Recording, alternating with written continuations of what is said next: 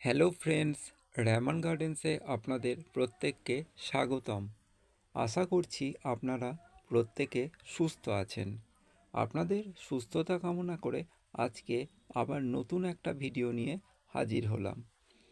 আপনাদের সঙ্গে বা আপনাদের সামনে যে ভিডিওটা শেয়ার করব, এটা একটা ফলের গাছ। আমরা অনেক রকমের ফল বর্তমানে আমাদের ছাদ বাগানে রাখছি। এটা একটা পুরনো নেসপাতির ভ্যারাইটির গাছ। এটা হচ্ছে নেসপাতি গাছ। এই নেসপাতি গাছটা আমি কিনেছিলাম মুচিসার একটা নার্সারি থেকে। যখন আমার গাছের নেশা প্রথম দিকে ছিল, তখন এই নেসপাতি গাছটা কিনেছিলাম। দুটো নেসপাতি গাছ কিনে এনেছিলাম, কারণ অনেক দূর তো মুচিসা আমাদের বাড়ি থেকে। তাই ভেবেছিলাম যদি গাছটা কোনোভাবে মারা যায়, আর একটা গাছ আমার হাতে থাকবে।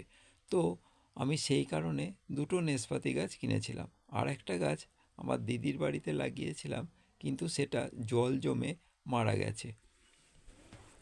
তো আপনাদের সঙ্গে আমি যে ছোট নেসপাতি গাছটা শেয়ার করছি, এটা বেশ কিছু বছর আগে আমার কেনা, কিন্তু গাছটা সেই পরিমাণ যত্ন করতে পারিনি, আর বেড়েও ওঠেনি।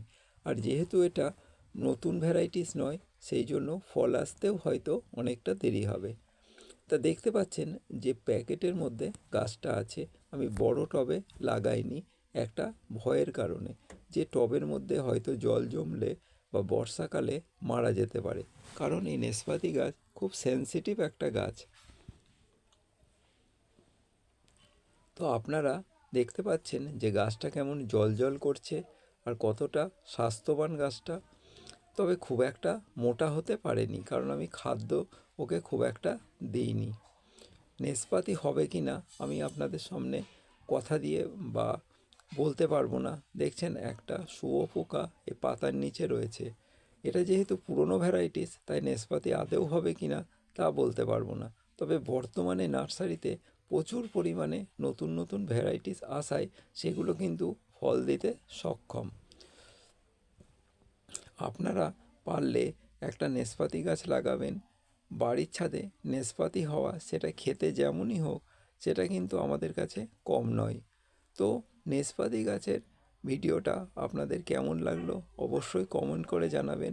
আর যদি ভালো লাগে তাহলে সাবস্ক্রাইব করে পাশে থাকবেন। আপনাদের প্রত্যেকের সুস্থতা কামনা করে আজকের এই ভিডিওটা এখানেই শেষ করছি, এবং পরবর্তী ভিডিও নিয়ে আবার আপনাদের সামনে হাজির হব। প্রত্যেকে ভালো থাকবেন, সুস্থ থাকবেন। নমস্কার।